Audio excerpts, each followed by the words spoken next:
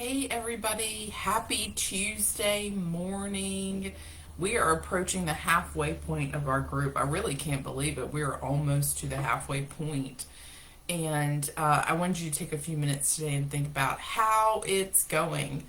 Um, I was thinking about those who are doing really well. And again, we don't really know who is and isn't. We know some people have shared their non scale victories, other people we haven't heard from. So if you're quietly in the background of the group and you're checking in every day and you're participating, good for you. You do not have to get more involved in that. But if you signed up for the group and you haven't really gotten involved yet, meaning you're not really participating yet, I would encourage you to do that now. I talked on Saturday about rejecting that all or nothing sort of mentality. Well, I didn't start with everybody else, so it's too late for me to start. Um, I would encourage you just to start today. So, one of the things that I see for people who are very, very successful and who are really making some strides in creating momentum is we're starting every single day with intentions.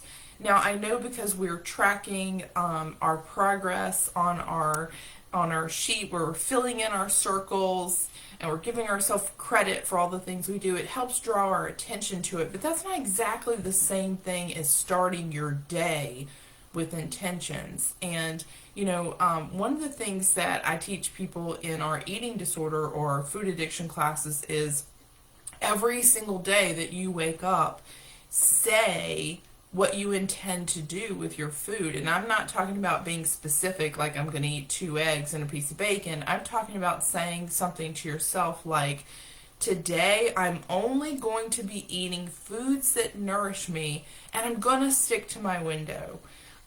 Saying that out loud to yourself is very powerful. You can even choose to come here and say it to the group if that's what you're struggling with.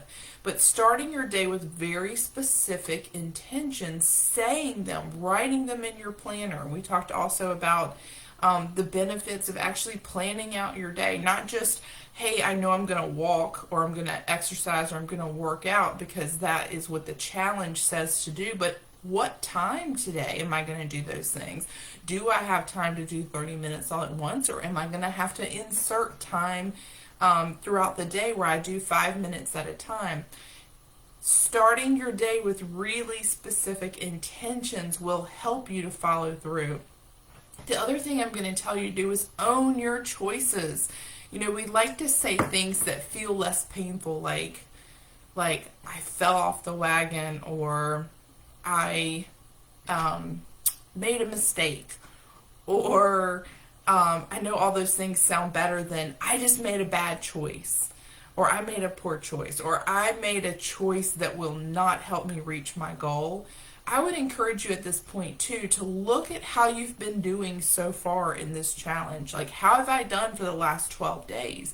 Am I owning my choices? Your language matters. So if you actually say, not I fell off the wagon or I lost momentum, right? That sounds like something that happened to you.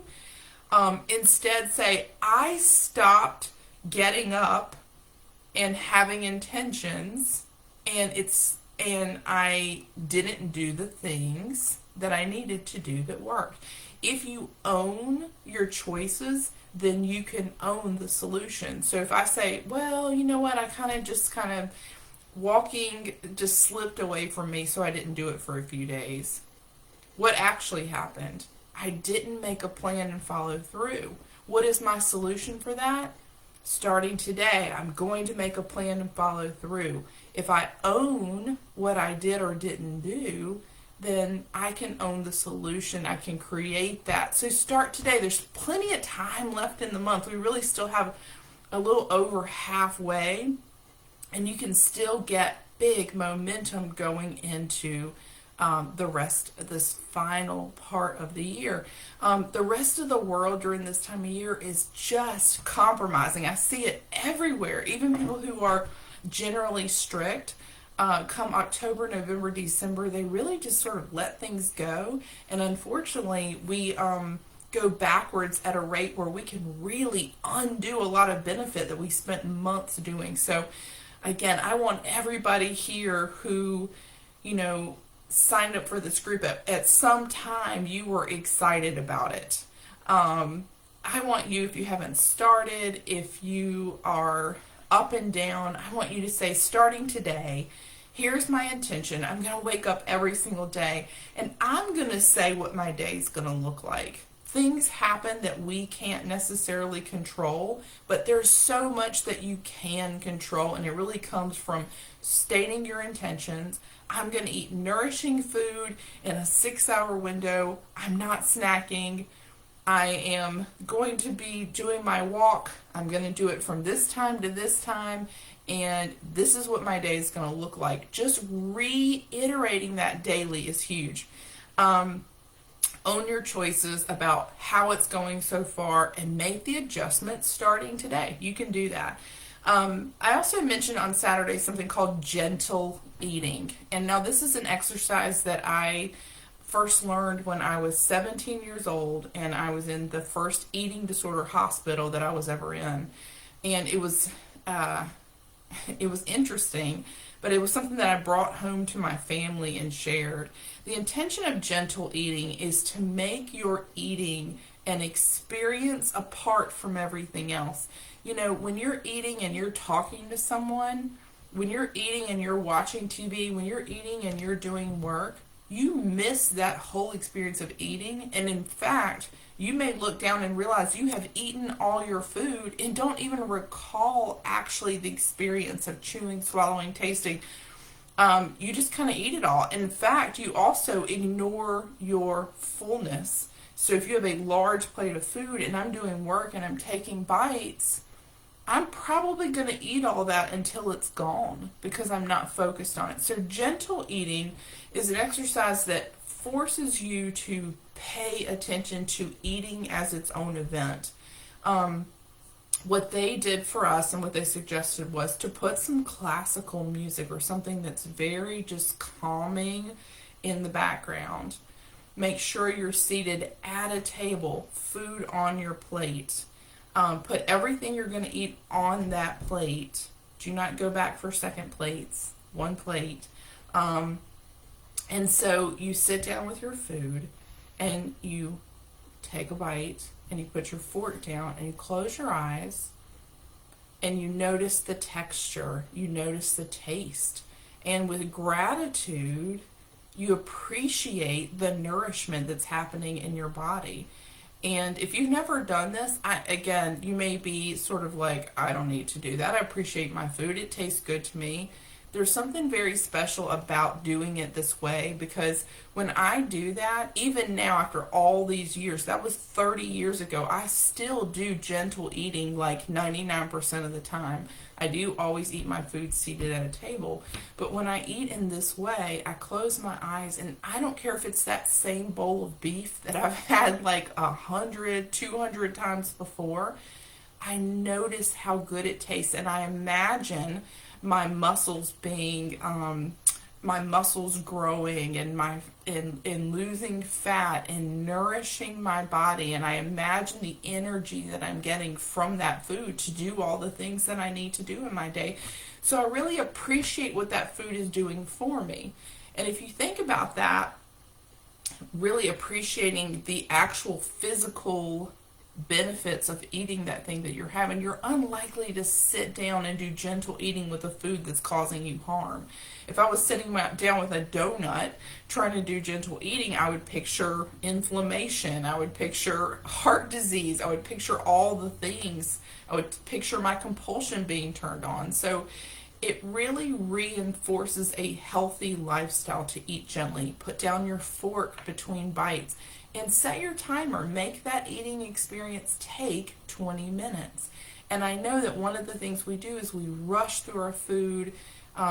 We sort of see it as something we have to do, so we can hurry up and get back to whatever else it is that we're doing. But I would encourage you to practice this, to try it. I know when I was 17, I brought this practice home to my entire family. I have a big family, and the dinner table is always super loud. The only way you could get heard was to talk louder than the other person. People are eating really, really fast, so they could get the next, serving of food before it ran out. I had a dad who's ex-military, and he ate really, really, really, really fast because he learned to do that. And so bringing this home and having my whole family practice this exercise of gentle eating was really, really interesting and helpful. Food eating did become an experience, and I think that stuck with me. And now that, of course, I'm on this journey to be healthy, it's one of those things I've brought with me. So I would really encourage you to experiment and try gentle eating. And again, the whole point is focusing on nourishment, focusing on what that food is doing for you, reestablishing your full reflex. Because if you're eating slowly, you're putting your fork down between bites, you're appreciating each bite, you're not distracted by work, you don't have your phone in front of you, it's you and the food. You are more likely to pay attention to the fullness that comes. You're also more likely to stick to your plan to eat really healthy, nourishing things. So anyway, I hope some of you will try that. If you do, let us know how it goes. Everybody, just start your day with intention. Today is today. If you've been doing great, awesome. Keep doing that. Keep the momentum rolling ahead. If you haven't started, start today. It's not too late. Today matters. You still have time to make tremendous changes over the next couple of weeks, and look forward to hearing from you, and just hope everybody has an awesome day. Talk to you soon. Bye.